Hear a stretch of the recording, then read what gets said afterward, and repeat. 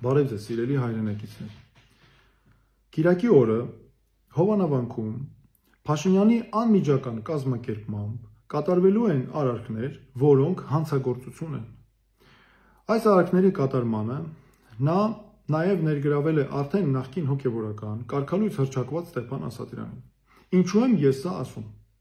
Հայաստանի քրեական օրենսգիրքը 290-րդ հոդվածը քրեական պատիժ է նախատեսել կրոնական ծեսի կատարումը խոչընդոտելու համար, ինչպես նաև ավելի ծանր պատիժ, եթե դա կատարվել է ծառայողական լիազորությունն օգտագործելով կամ այդ լիազորության պայմանավորված ազդեցությունը օգտագործելով։ Նախկին քահանա Ստեփան Ասատրյանի պարագայում ակնհայտ է, որ նա վայելում է անձամբ Փաշինյանի հովանավորությունը։ Նաև ակնհայտ է, որ նա ինքը գիտակցում է, որ Փաշինյանն անձամբ կանգնած է իր մեջքին։ Խոսում է 10,000 մարդ բերելու մասին, խոսում է ուժի դիրքերից, սպառնում է։ Սա նույնն է, որ ասենք Հայաստանի որևէ քաղաքացի, որ կապ չունի հոգևորականության հետ կամ հոգևորական չէ, գնա փակվի Հայաստանի վանական համալիրներից կամ եկեղեցիներից որևէ մեկում եւ ասի դե մենք 10,000 հոգով ենք, դուրս չեն գալի այլևս, հələ եկեք տեսնենք ոնց եք մեզ այստեղից հանում։ Ակնհայտ է, որ Ստեփան Ասատրյանի հետ տարվել է նախապատրաստական աշխատանք եւ տարվում է այդ աշխատանքը, որ նրան սովորեցրել են, բայց նրան լավ չեն սովորեցրել։ Եվ սիրելի հայրենակիցներ, նաև ես ուզում եմ ասել, որ իմ այս խոսքը նպատակ չունի կոնկրետ պաշտպանել ամենայն հայոց կաթողիկոսին կամ նրա անձը, կոնկրետ հոգևորականների։ Դուք կարող եք նրանց սիրել կամ չսիրել, դա ձեր գործն է եւ ձեր իրավունքն է, բայց մենք հիմա կանգնած ենք մեր նվիրական արժեքների պաշտպանության խնդրի առաջ։ Եվ ես հիմա ուզում եմ անդրադառնալ 3 կեղծիքի, որոնք տարածում են անձամբ Փաշինյանը եւ քաղաքացիական պայմանագիր խմբակցության падգամավորները։ Առաջին կեղծիքը վերաբերում է նրան, թե իբր աշխատանքային օրենսգրքով են կարգավորվում հոգևորականին ձեռնադրելու եւ կարգալույց անելու հարցերը։ Դա բացարձակ աբսուրդային գաղափար է, որովհետեւ աշխատանքային իրավունքը ընդհանրապես կիրառելի չէ այս հարցերի նկատմամբ։ Հոգևորականին ձեռնադրելը եւ կարգալույց անելը կարգավորվում են եկեղեցական հոգևոր կանոններով։ Այս մասին մենք հստակ նաև իմանում ենք, երբ ուսումնասիրում ենք Մայրաթորի հայտարարությունները։ Այդ թվում Մայրաթորի հայտարարությունը Ստեփան Ասատրյանին կարգալույց անելու վերաբերյալ, որտեղ Մայրաթորը, ամենայն հայոց կաթողիկոսը ղեկավարվել է եկեղեցական հոգևոր կանոններով։ Նաև ուզում եմ հատուկ նշել, որ գոյություն ունի միջազգային պրակտիկա, մարդու իրավունքների եվրոպական դատարանի նախադեպային որոշումներ, որոնք հստակ ամրագրում են, որ եթե կրոնական կազմակերպությունը ընդունում է այնպիսի որոշումներ, որոնք հիմնված են հոգևոր կամ կրոնական կամ եկեղեցական կանոնների վրա, ապա այն օրենքները, կարգերը, հրամանները, որոնք ընդունել է խորհրդարանը կամ ազգային ժողովը, նախարարներ, կառավարություն, կիրառելի չեն սրանց նկատմամբ։ Եվ Ստեփան Ասատրյանը, որ իր խոսքում համեմատություններ է անում հայցվորի ու պատասխանողի հետ, ակնհայտ է, որ սրանք վերաբերելի չեն մեր գործին, որովհետև չի կարող ոչ քաղաքացիական դատավարության օրենսգիրքը, ոչ քրեական դատավարության օրենսգիրքը, որ նմանատիպ որևէ այլ ակտ կիրառելի լիներ այս հարցերի նկատմամբ։ Հաջորդ կեղծիքը վերաբերում է նրան, թե եկեղեցականները չեն։ Սա ամենատարածված եւ ամենասիրելի կեղծիքներից է, որ ԿՊ-ն անընդհատ օգտագործում է։ Շատ ներողություն, եթե եկեղեցականները չեն, բա ովքեր են այդ դեպքում, ինչ է կազմում եկեղեցին, պատերն են, քարերն են, ծառերը, խոտերը, սա նույնն է, որ ասենք զինված ուժերը, զինվորականները չեն։ Այդ դեպքում ինչ է կազմում զինված ուժերը, զորամասերի պատերը, քարերը, զինվորական տեխնիկան, չի լինում, չէ՞ այսպես։ Դրա համար զինված ուժերը նախևառաջ զինվորականներն են, ինչպես եւ եկեղեցին նախևառաջ եկեղեցականներն են։ Մյուս կեղծիքը վերաբերում է անձամբ Փաշինյանի ձևակերպած կամ խորամանկ ձևակերպմանը, թե իբր ես հայ առաքելական եկեղեցու հավատավոր հետևորդ եմ եւ դա օգտագործելով միջամտում է եկեղեցու ներքին գործերին։ Այստեղ նախ եւ առաջ պետք է հստակ արձանագրենք, որ եկեղեցին Հայաստանի բոլոր օրենքներով եւ սահմանադրությամբ անջատ է պետությունից։ Պետությունը ճանաչում է հայաստանյաց առաքելական Սուրբ եկեղեցու ինքնակառավարման իրավունքը։ Հայաստանյաց առաքելական Սուրբ եկեղեցին գտնվում է պետության պաշտպանության ներքո։ Եվ ցանկացած քայլ, որը միջամտություն է եկեղեցու ներքին գործերին, դա խախտում է Հայաստանի օրենքները։ Հետևաբար, վարչապետը, որ փորձում է թաքնվել եկեղեցու հավատավոր հետևորդ լինելու այդ կեղծ շղարշի ներքո, չի կարող խախտել իր լիազորությունները, անկախ նրանից, թե ինչ է զգում,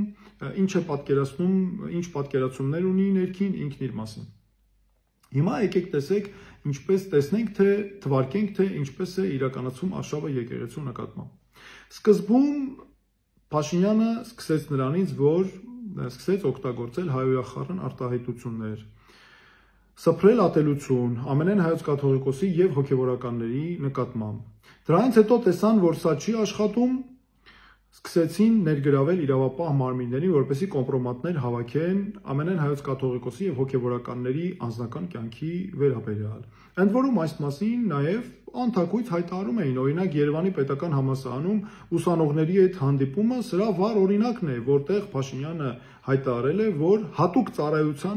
ծառայություններին հանձնարարել է հենց այսպիսի կոմպրոմատներ հավաքել։ Դրանից հետո շարունակում էր Facebook-ում գրառումները կամ այլ հարթակներում, որով շանտաժի էր ենթարկում հոգեվորականներին ու ներկայացնում կոնկրետ տարաբնույթ պահանջներ։ Տեսան, որ սա էլ չի աշխատում, ինչ սկսեցին անել։ Սկսեցին փնտրել կարգալույց հոգեվորականների։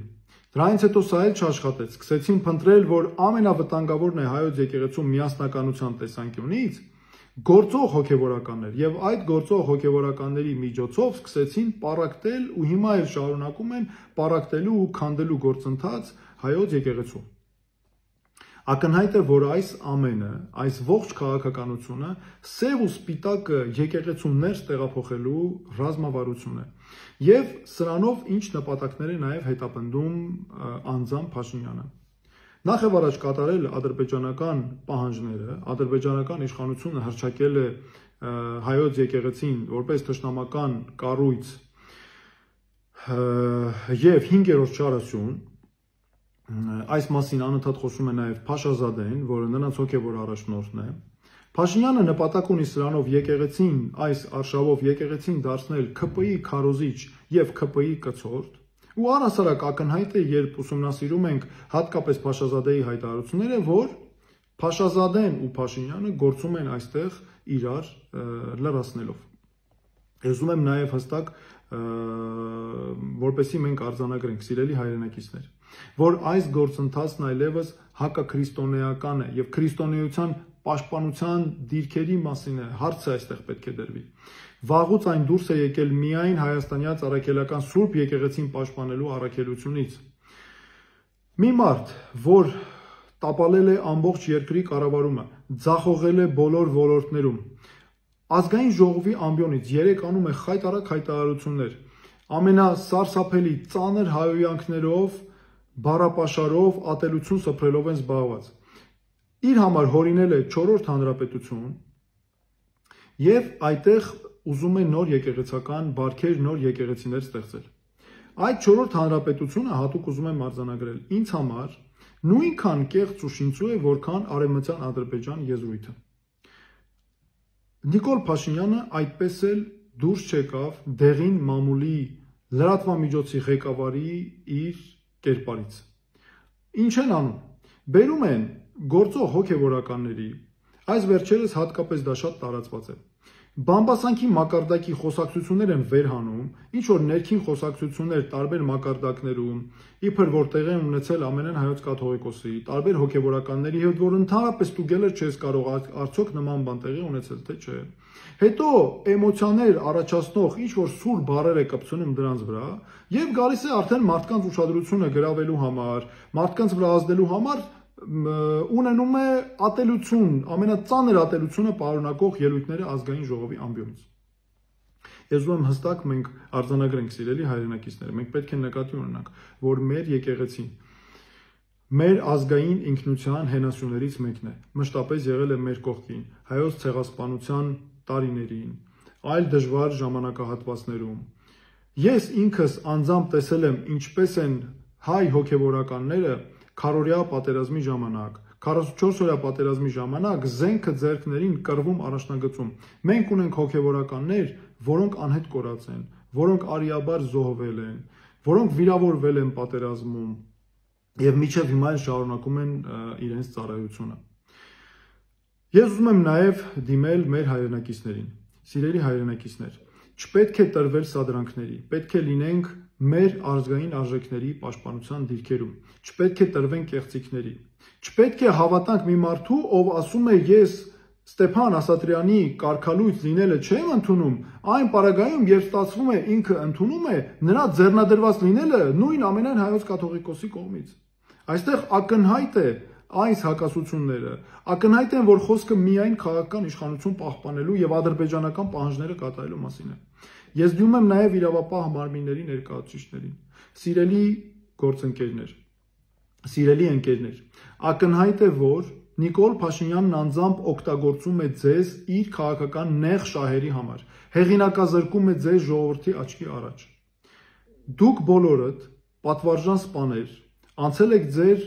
ծառայությունը, ստացել եք բարձր կրթություն, ու հիմա ինչ է ստացվում։ Ստացվում է, որ մի մարդ, ով միայն մտածում է իր քաղաքական պաշտոնի մասին, օգտագործում է ձեզ, վարկաբեկում է ձեզ։ Ես խնդրում եմ նաև դուք հիշեք, որ